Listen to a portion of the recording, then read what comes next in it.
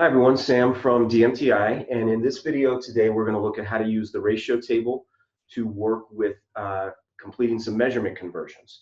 And we're first going to start with gallons to pints, and so I've put the relationship of 1 gallon to 8 pints in the table, and we're just going to work in the table to find some different conversions. One strategy that tends to be really nice when you're dealing with these kinds of numbers is to double. So I could say, okay, 2 gallons. That means the 8 needs to double as well. And I could continue that process of just doubling over and over to actually create some quite large conversions. So I could go to 4 gallons would be 32 pints, doubling the 2, doubling the 16, and I could just keep going to 8 and 16 and so on. But not every number of gallons and equivalent number of pints we're looking for is always going to be that easy to get to just with doubling.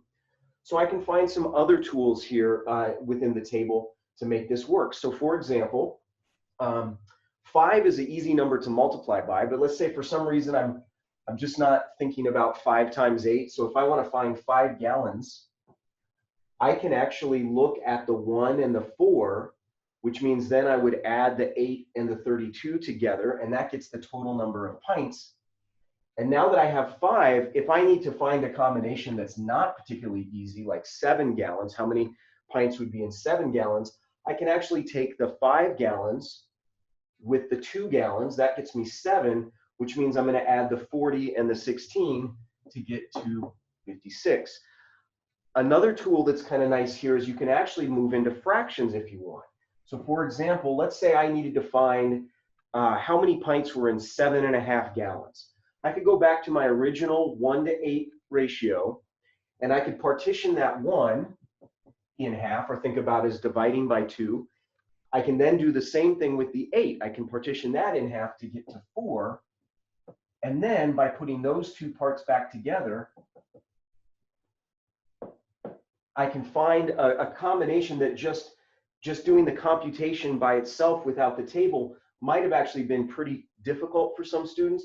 But here I can actually work my way up to it and figure out that 7.5 gallons is 60 pints. Now we're going to look at how to tackle that same type of measurement conversion in a metric system. If you haven't seen our video on the 10 rule, you may want to check that out, because we're going to use that thinking in this system, because the metric system is just like our place value system based on powers of 10. So I have that 1 meter is 100 centimeters. I can again go to doubling, so 2 meters would then double the 100 to get to 200. But similarly to what we did up here, I can actually start working backwards with smaller combinations. So I'm going to partition the 1 to figure out that half a meter ends up being half of the 100 centimeters. So just partitioning that in half, it's the same idea as doubling, but we're just going the other direction. I could even keep that same reasoning and find that 1/4 of a meter would be 25 centimeters. And I'm doing the same thing that I did here. I partitioned the 1 in half. Now I'm finding half of a half, which means I have to find half of 50.